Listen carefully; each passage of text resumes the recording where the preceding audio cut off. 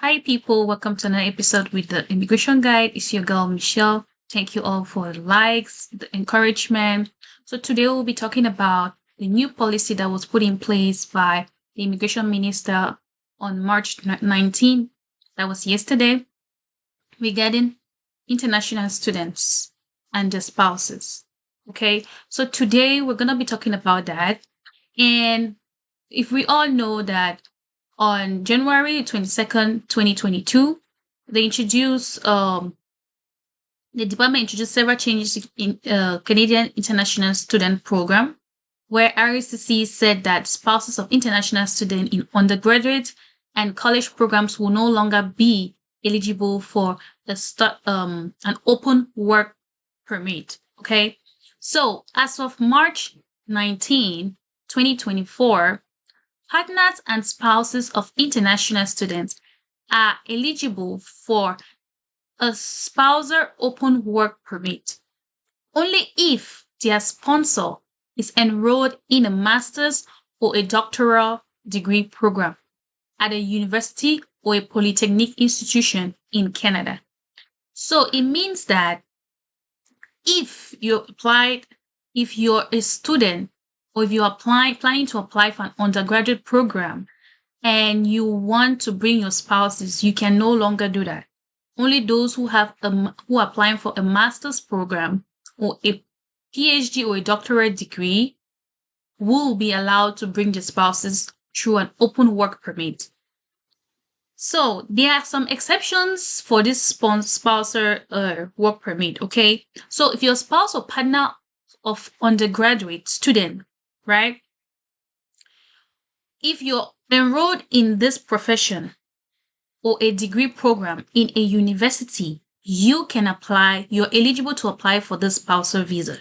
Okay. So for example, we have bachelors of law. So if you're enrolled in a program for bachelors of law, bachelors of science, bachelors of education, and bachelors of engineering, that means you qualify to apply for your spouse for an open work permit.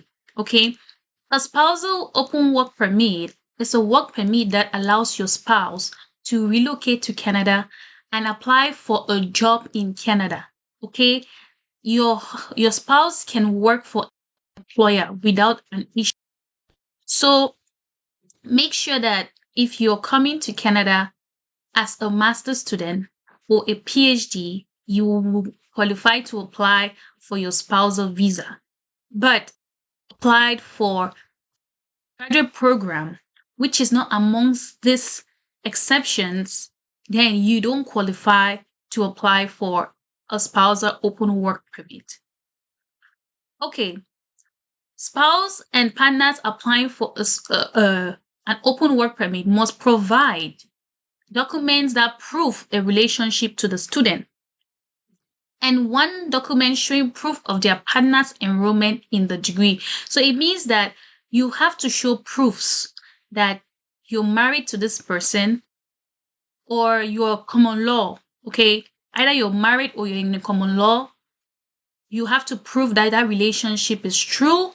And secondly, you have to prove that your partner is currently enrolled in a degree program that permits them to apply for an open work permit for you. For example, you need a letter of acceptance. Okay, you need a letter of acceptance from the DLI from the university. Secondly, you need a proof of enrollment letter from your spouse. Okay, and then you need transcript from their spouse or partner's current program. So these are the three things that you need. I'll repeat them again. You need a letter of acceptance from the school. You need a proof of enrollment letter from your spouse. Okay. You need a transcript from their spouse as well. Okay. Now, if you have already applied, let's say before March 19, right? You're still eligible for your partner to relocate to Canada as a worker. Okay. So this new law affects only those who haven't applied before March 19. That means anybody that has to apply after March 19, this policy will affect you. But if you applied before March 19, your application is valid. Okay. So you have to still have a valid study permit. You have to be eligible for a postgraduate work permit. You're a full-time student, okay, and you are in a college, you are in a post-secondary school or college in or out of Quebec, okay? A private college level school in Quebec, a Canadian private school that can legally award degrees. So these are for people who already applied for their spouses, okay? Now, if you're not eligible, spouses and partner of international students who find themselves no longer eligible for the spousal work permit can apply for another type of work permit or a visitor's visa. It's called the TRV. Okay, the TRV, temporary residence visa. That's what the TRV is. However, those who arrive in Canada as a visitor are not permitted. I want to make this clear. So if you don't qualify, if you find out you're not eligible for this program any longer, you can apply for an open work permit for your spouse or for a visitor's visa. Okay? But now, as a visitor, your spouse cannot work. But with an open work permit, yes, with a work permit, your spouse will be able to work. But it's not gonna be a spousal open work permit. It's just gonna be a work permit. Now, a spousal work permit allows holders to work for almost any employer in Canada.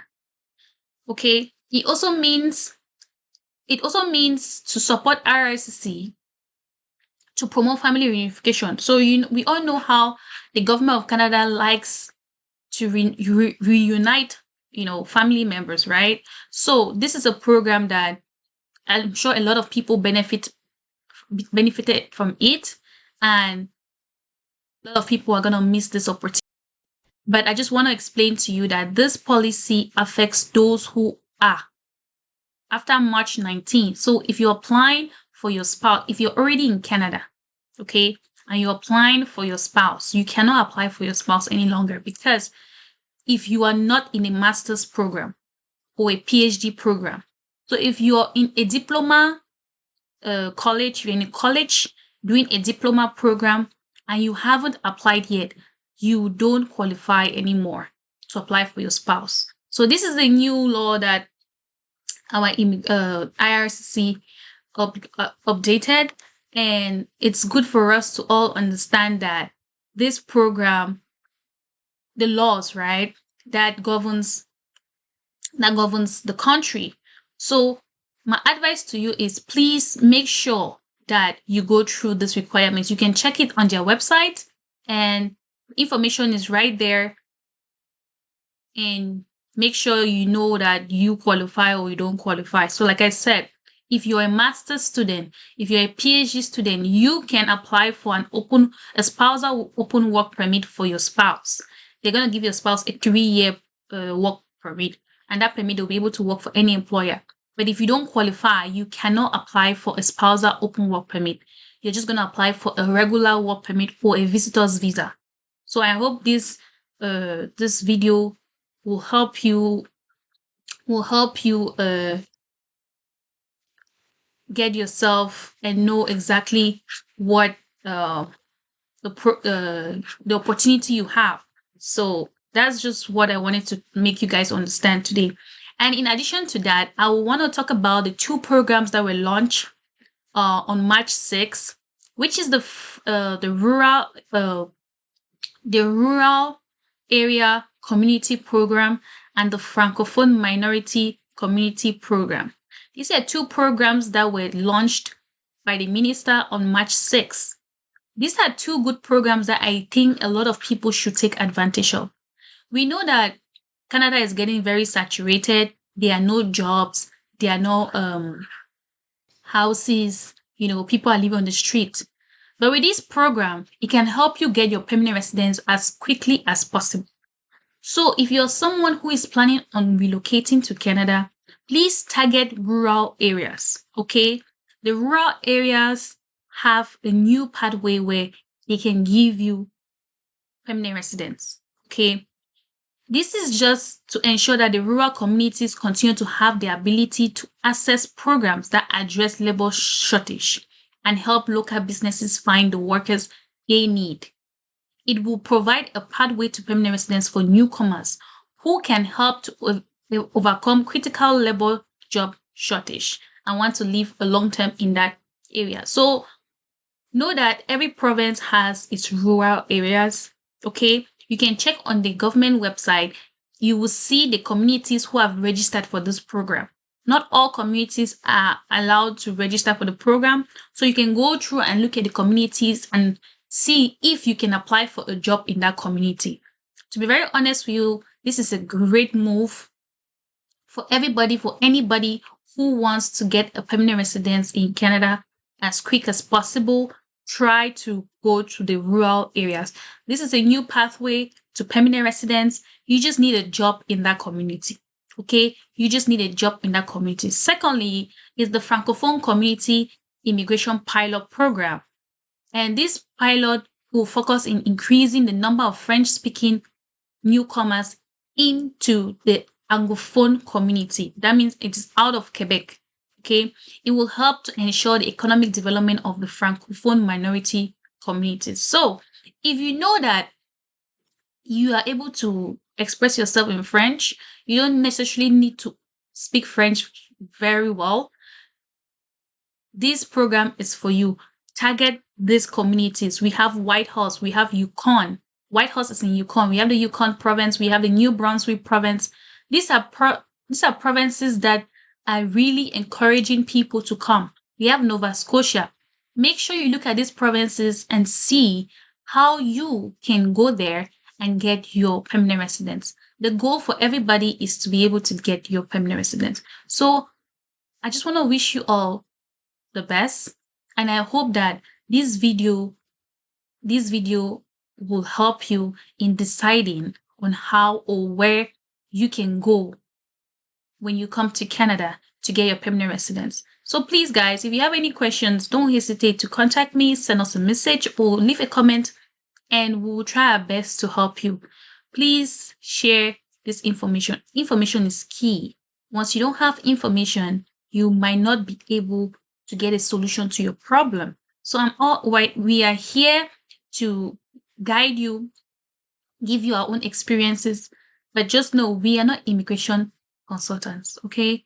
We are just people who love to help, who want to share our ideas, share information that can help you. So please, if you're not following us yet on our YouTube channel, please subscribe to our YouTube channel, hit the notification button, and so that anytime we upload a content, you'll be the first person to know. Here on YouTube, we don't filter anything, okay? We give you step by step. We explain things detailedly for you to understand. I wish you all the best. Like I said, please follow us on Facebook, Immigration Guide, on Instagram, the Immigration Guide, and on YouTube, the Immigration Guide. Thank you all, and don't forget to like, share, and subscribe. Have a great day, and thank you.